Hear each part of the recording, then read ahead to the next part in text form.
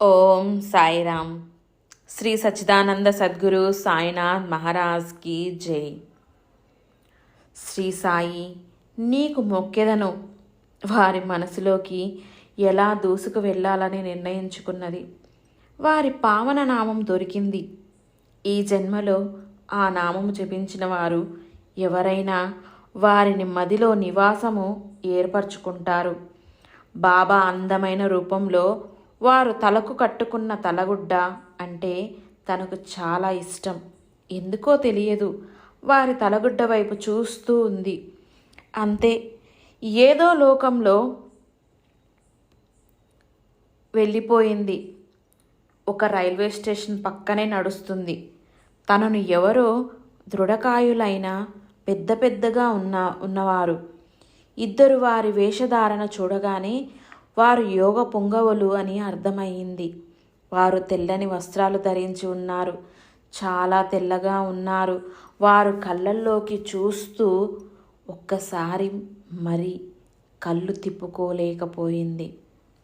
ఆ కళ్ళు అగ్నిగోళాలుగా ఉన్నాయి. చాలా లోతుగా ఉన్నాయి. పెద్ద పెద్ద జుట్టు విరబోసుకుని చెవులు కూడా కనిపించటం లేదు. చేతిలో ఒక వస్తువు లాంటిది పట్టుకున్నారు. ఒకరు ముందు ఒకరు వెనుక, తను మధ్యలో ఉంచి వెళ్తున్నారు. వారి అడుగులను అనుసరించింది, కానీ వారితో ఆమె నడవలేదు. అప్పుడు మాత్రము వారు నడిచే వేగముతో తాను నడుస్తుంది. అలా కొద్ది దూరం నడిచి ఒక అడవి లాంటి ప్రదేశంలో ప్రవేశించారు. తాను వారిని అనుసరించింది. ఒక పెద్ద కాలువ వచ్చింది. దానిలో నీరు చాలా తెల్లగా ప్రవహిస్తుంది. అలాంటి నీరు తాను ఎప్పుడూ చూడలేదు. కొద్దిగా ముందుకు వెళ్ళగానే మంచి గంధం, చెక్కలన్నీ కలిపి ముద్దగా చేసి ఆ ప్రదేశంలో చల్లినట్టుగా అంత వాసన వస్తుంది.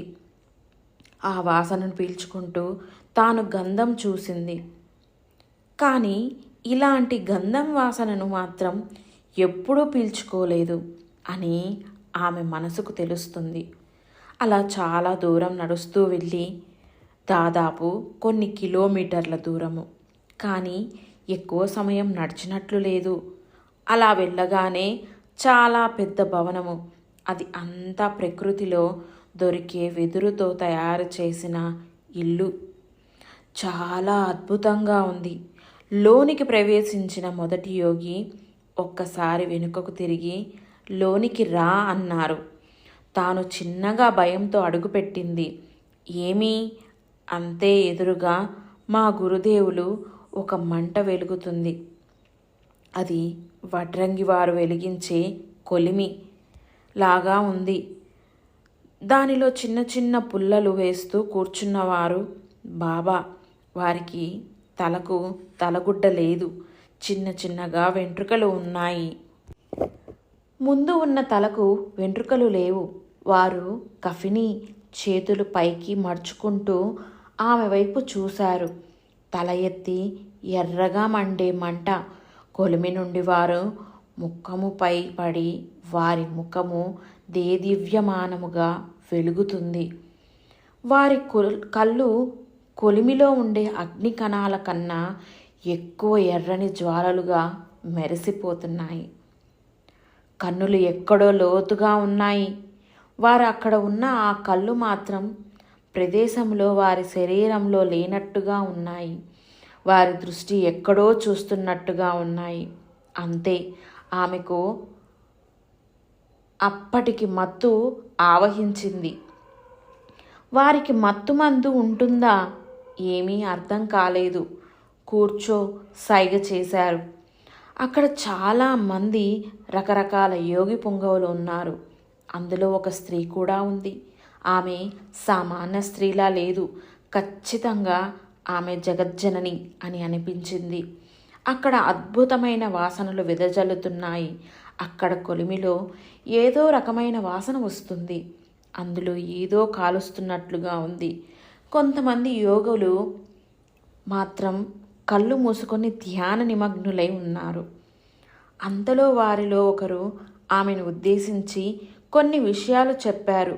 అవి అత్యంత నిగూఢమైన ఆధ్యాత్మిక విషయాలు. ఆమె వింటుంది, కానీ ఏమీ చెప్పలేకపోతుంది. నోరు మూగపోయింది. తన శరీరం స్తంభించిపోయింది. వారి నోటి నుండి వెలువడిన ఆ అక్షరాల వాక్యాలు ఆమె నరాల్లో ఇంకిపోయాయి. వాటి తాలూకు మందు ఆమెకు చిన్న చిన్నగా పనిచేస్తుంది, కానీ ఏమీ తెలియడం లేదు. తనకు స్పర్శ లేదు, గాలిలో మధ్యలో తేలుతూ ఉంది. ఏమిటి? తన చిన్న గుండె ఆ అక్షరాల మత్తును జీర్ణించుకోలేకపోతుంది. కన్నులు రెప్ప వేయలేక మూతలు పడుతున్నాయి. చిన్నగా కళ్ళు తెరిచే ప్రయత్నం చేస్తూనే ఉంది. బాబా, నా గురుదేవులు ముందు వారు వినమ్రతతో తలలు వంచి ఉన్నారు. చూస్తున్నా, ఎక్కడో చూస్తున్నట్లుగా వారి మాటలు వింటున్నా. ఎక్కడో లీలగా వినబడుతున్నట్లుగా అనిపిస్తుంది. అలా చాలా విషయాలు చెప్పారు. ఆమె గురుదేవులు పాదాలను తాకాలనే ఆశ, కానీ ఏమి చేయాలో అంతలో ఆ దేవత స్వరూపం ఇలా పలికారు. చూసావా, నీ గురుదేవులు ఏమిటో అన్నారు, గురి తప్పకు అంటూ ఆమె చిన్నగా తలపై తట్టి ఆశీర్వదించారు. బాబా మాత్రం తదేక దృష్టి కొలిమిలో మండే కనకనాలనాడే నిప్పు మీదే నిలిచి ఉంది. వారు ఏదో సంకల్పం చేశారు అని అనిపించింది. అలా ఆ రాత్రి మొత్తం ఆమె గురుదేవుల సన్నిధిలో క్షణాల్లాగా గడిపింది. అంతే, మళ్ళీ రూమ్లో వచ్చింది. ఎలా వచ్చిందో తెలియదు. ఆనందములో మునకలేసిన రాత్రి అప్పుడే తెల్లవారింది. ఆమె లేచి బాబా ఫోటో చేతిలోకి సుకుమారంగా తీసుకొని ఆమె గురుదేవులతో కలిసి ఎలా గడిపింది మర్చిపోలేక ఆ ఊసులలో ఊరేగుతుంది.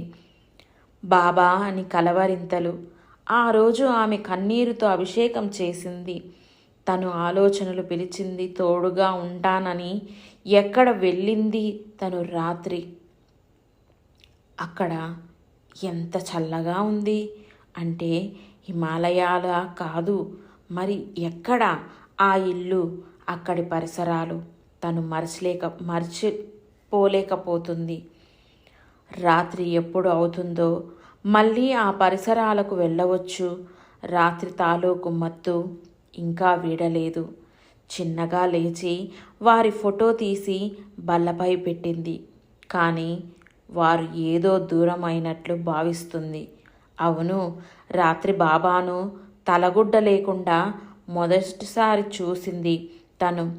ఎలాగైనా చాలా అందంగా ఉంటారు. అసలు బాబా అనే పేరే ఒక మత్తుమందు. ఇది తెలియక అందరూ ఎందరో డబ్బులు ఖర్చు చేసి మత్తుమందులు వాడుతున్నారు. ఈ విషయం చెప్పేతే ఎవరైనా నమ్ముతారా? మన నీడనే మనము నమ్మము. అలాంటిది ఎవరైనా ఈ విషయాలు నమ్ముతారా? నిజం చెబితే నమ్మటం, నమ్మకపోవటం ఎలా ఉన్నా నా గురుదేవుల గురించి మాత్రము తను చెబుతుంది. ఏదో ఒకరోజు వారు ఏమిటో అందరికీ తెలుస్తుంది అనుకుంది.